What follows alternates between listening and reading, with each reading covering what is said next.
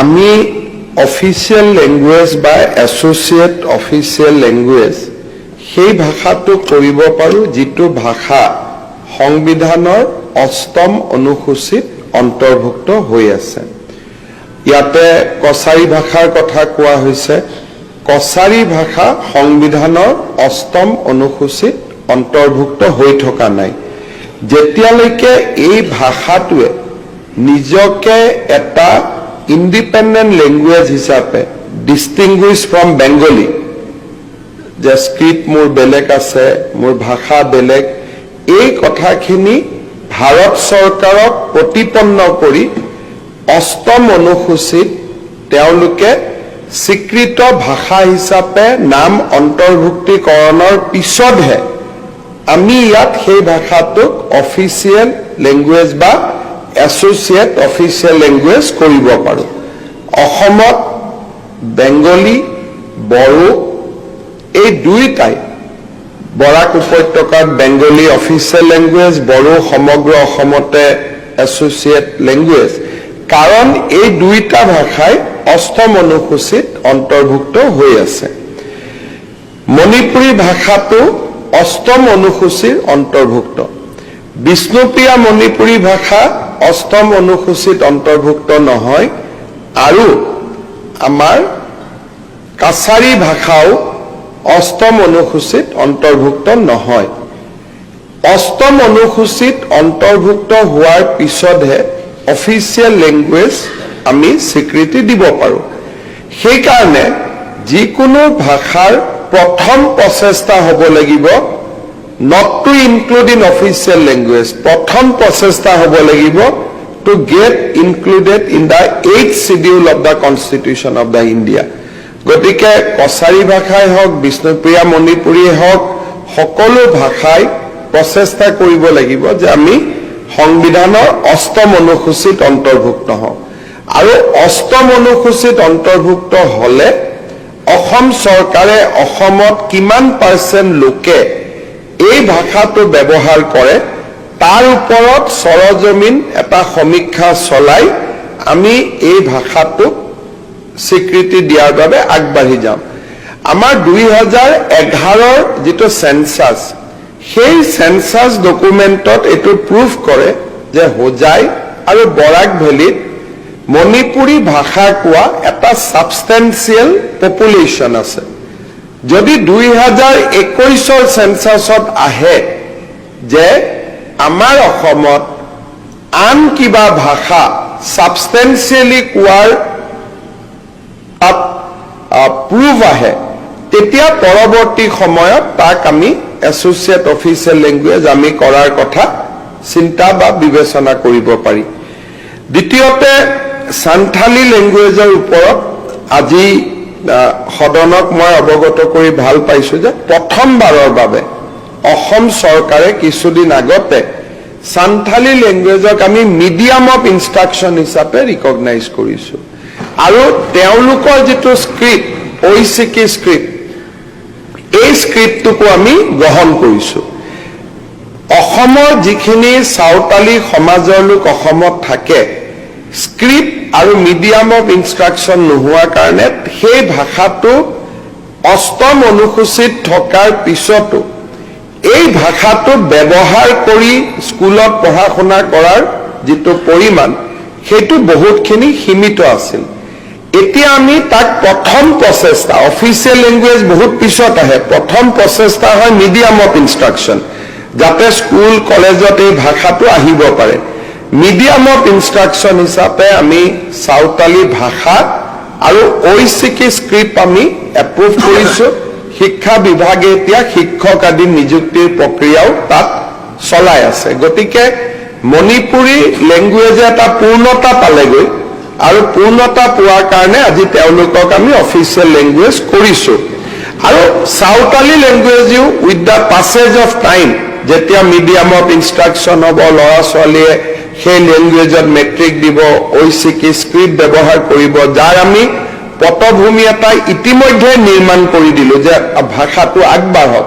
Definitely অনাগত ভৱিষ্যতত তেওঁলোকেও অফিচিয়েল লেংগুৱেজৰ মৰ্যাদা পাব পাৰে।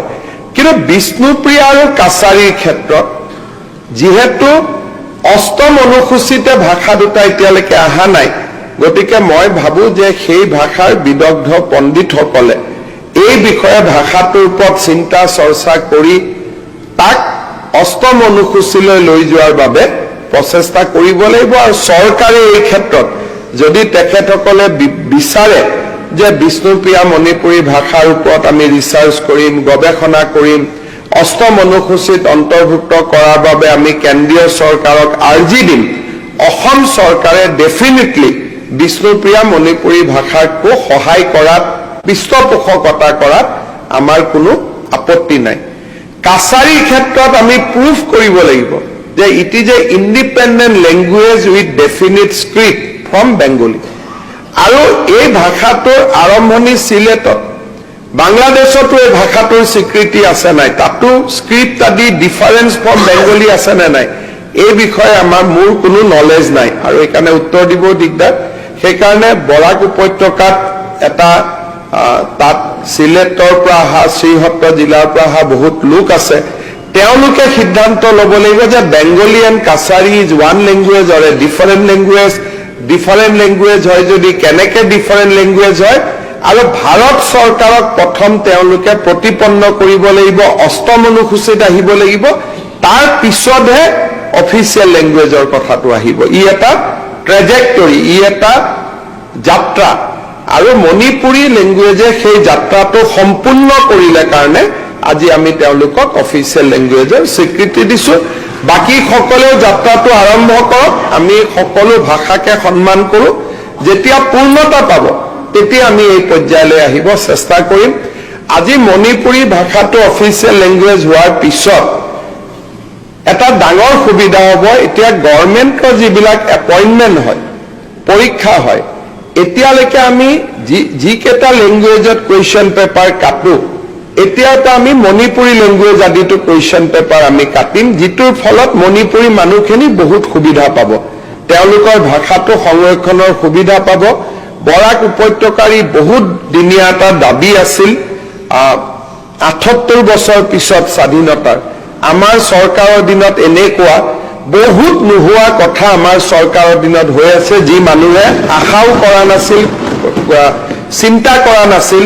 আমাৰ মণিপুৰী লোকসকলৰ পৰাই বৰাকত MP আছিলে নুৰুল হুদা, নহয় জানো? নুৰুল হুদা তেখেত MP আছিল মণিপুৰীসকলৰ পৰা। এইটো বহুত পুৰণা দাবী আছিল, কিন্তু সকলোৱে ইগনোৰ কৰি আছিল ইমান দিন এই দাবীটো। কিন্তু আজি আমি ৰাইজৰ আশা আকাংক্ষাক যে এইখন চৰকাৰে প্ৰতিনিধিত্ব কৰিব পাৰে, সেই কথাটো আজি আমি আকৌ এবাৰ প্ৰমাণ হৈছে। মই আজিৰ এই সুন্দৰ দিনটোত অসম বিধানসভাৰ হৈ অসমৰ মণিপুৰী সমাজক আজি মই অভিনন্দন জনাইছো। I am congratulating the Manipuri community living in Assam for this great achievement, and I assure that we will work together to further develop the language in the state of Assam.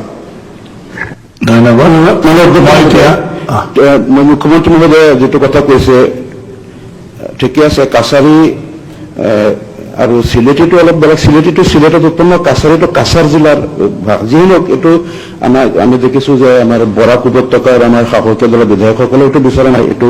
কিন্তু সান্থালী লেংগুৱেজ যিটো সাঁওতালী, এইটো সংবিধানৰ ৮ অনুসূচীত থকাৰ কাৰণ কেৱল অসমতেই নহয়, এইটো উৰিষ্যা, ঝাৰখণ্ড আৰু বিহাৰৰ এটা অংশত বহু গতিকে সাঁওতালীসকলৰ কিন্তু সংখ্যা বহুত বেছি, মানে ইন কম্পেৰিজন টু বিষ্ণুপ্ৰিয়া। আৰু মই মানে এই জনগোষ্ঠীটো তেওঁলোকৰ যিহেতু সাঁওতালী ভাষাত ইতিমধ্যে মিডিয়াম ইনষ্ট্ৰাকশ্যন হিচাপে আৰম্ভ কৰা হৈছে, তো এই হিচাপতে আমি ভাবিছো আজি যদি আমি এইটোক এছ'চিয়েট অফিচিয়েল লেংগুৱেজ কৰাৰ কাৰণে আমি এটা এখন বিৰাট এক্টত আমি কৰি থৈ যাওঁ, তেতিয়া তেওঁলোক আৰু বেছি উৎসাহী হ'ব এই লেংগুৱেজটো ডেভেলপ কৰাৰ কাৰণে, আৰু এত সোনকালে তেওঁলোকে মানে এছ'চিয়েট অফিচিয়েল লেংগুৱেজত কাম আৰম্ভ কৰাৰ কাৰণে। কি কাৰণ অধিকনে আমাৰ দলটো সদায় লাঞ্ছিত বঞ্চিত ৰিপ্লাই দিলে সেই কথাটো মই কৈছো, আমাৰ দলটোৱে সদায় লাঞ্ছিত বঞ্চিত আৰু ডিপ্ৰাইভ ছেকশ্যনৰ কাৰণে সদায় চিন্তা কৰো। আৰু আমি যিহেতু ইয়াতে আমাৰ বিধায়ক তেৰেছৱালা মহোদয় হাঁহি আছে, সঞ্জয় কিষণ ডাঙৰীয়া আছে, ৰূপজ্যোতি কৰ্মী, তেওঁলোকেও কথাটো চিন্তা কৰক যে এইটো যদি আমি অফিচিয়েল লেংগুৱেজ আজি ৰেকৰ্ড, এইটো বহুত ভাল হ'ব কাৰণে। Thank you. এই আদেশটো মই এতিয়া সদনত প্ৰশ্নটো ভোটদানৰ বাবে ৰাখিম প্ৰশ্নটো হ'ল যে আসাম অফিচিয়েল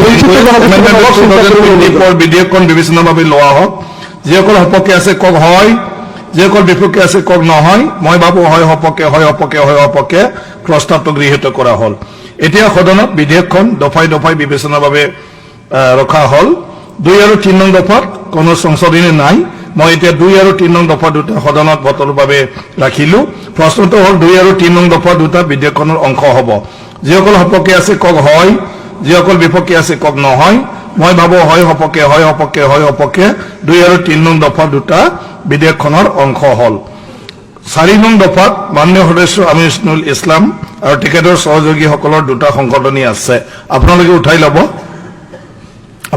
ল'ব সংশোধনী আমি চৰকাৰক এই বিষয়টো বিবেচনাৰ কাৰণে অনুৰোধ জনালো যাতে তেখেতসকলে এই সাঁওতালীসকলৰ কল্যাণৰ অলপ চিন্তা কৰে আমাৰ এইটো অনুৰোধ থাকিল প্ৰশ্নটো হ'ল যে শ্ৰী আমিনুল ইছলাম জ্যেষ্ঠ লগতে টিকেটৰ সহযোগীসকলে আগবঢ়োৱা 1 আৰু 2 নং সংশোধনী দুটা গ্ৰহণ কৰা হওক যিসকলে সপক্ষে আছে কক হয় যিসকল বিপক্ষে আছে কক নহয় মই ভাবো নহয় সপক্ষে সংশোধনী কেইটা নাকচ কৰা হ'ল প্ৰশ্নটো হ'ল 4 নং দফাটো বিধেয়কখনৰ অংশ হ'ব যিসকল সপক্ষে আছে কক হয় যিসকল বিপক্ষে আছে কক নহয় মই ভাবো হয় সপক্ষে 4 নং দফাটো বিধেয়কখনৰ অংশ হ'ল মই এতিয়া 1 নং দফা অধিনিয়ম সূত্ৰ প্ৰস্তাৱনা আৰু শিৰোনাম সদনত ভোটদানৰ বাবে ৰাখিলো প্ৰশ্নটো হ'ল 1 নং দফা অধিনিয়ম সূত্ৰ প্ৰস্তাৱনা আৰু শিৰোনাম বিধেয়কখনৰ অংশ হ'ব যিসকল সপক্ষে আছে কক হয় যিসকল বিপক্ষে আছে কক নহয় মই ভাবো হয় সপক্ষে 1 নং দফা অধিনিয়ম সূত্ৰ প্ৰস্তাৱনা আৰু শিৰোনাম বিধেয়কখনৰ অংশ হ'ল মাননীয় মুখ্যমন্ত্ৰী মাননীয় অধ্যক্ষ মহোদয় the Assam official language amendment bill 2024 পাৰিতকৰণৰ বাবে মই সদনত উত্থাপন কৰিলো প্ৰশ্নটো হ'ল যে বিধেয়কখন পাৰিত কৰা হওক যিসকল সপক্ষে আছে কক হয় যিসকল বিপক্ষে আছে কক নহয় মই ভাবো হয় সপক্ষে প্ৰস্তাৱটো গ্ৰহণ কৰা হ'ল আৰু বিধেয়কখনো পাৰিত কৰা হ'ল